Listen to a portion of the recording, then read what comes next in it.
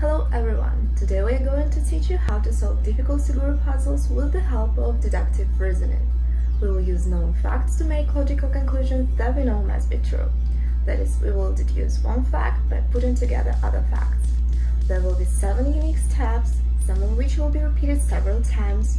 With all that being said, let's get started. First, we need to put all possible numbers to all empty cells by clicking the Fill Empty Cells button. Then we remove all impossible options in blocks. For example, a block of 3 cells can contain cells with numbers 1, 2, and 3. So we can remove other numbers in all unsolved cells within this block. Plus, we can remove 1 from both unsolved cells in this block, as 1 was already put in this block of our puzzle.